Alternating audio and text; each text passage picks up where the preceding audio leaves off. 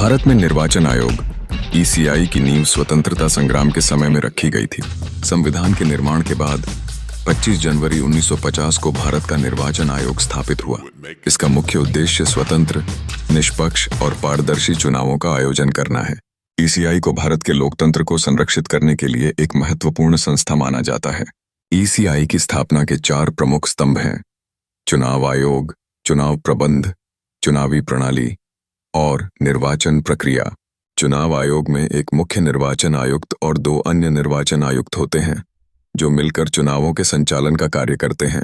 उन्होंने कई महत्वपूर्ण चुनावी सुधारों की शुरुआत की, जिनमें मतदाता सूची का रखरखाव और चुनावी प्रक्रिया का आधुनिकीकरण शामिल है। आधुनिक भारत में ईसीआई की भूमिका केवल चुनावों के आयोजन तक सीमित नहीं रही, बल्कि उसने चुनावी शिक्षा, मतदाता जागरूकता और जनभागीदारी को भी बढ़ावा दिया है। ईसीआई ने विभिन्न तकनीकी पहलुओं को अपनाते हुए इलेक्ट्रॉनिक वोटिंग मशीनों (ईवीएम) का उपयोग किया, जिससे मतदान की प्रक्रिया को सरल और सुरक्षित बनाया गया। संविधान में अनुच्छेद 324 के तहत निर्वाचन आयोग को निर्वाचन नियमों के निर्धारण और चुनावी प्रक्रिया के दौरान अनुपालन सुनिश्चित करने का अधिकार दिया गया है। इस अधिकार ने ईसीआई को एक स्वतंत्र और शक्तिशाली संस्था बनाने में मदद की। इसके तहत चुनाव आयोग विभिन्न विवादों को सुलझाने, चुनावी आचार संहिता का पालन सुनिश्चित करने और निर्वाचन परिणामों की घोषणा करने के लिए जिम्मेदार है।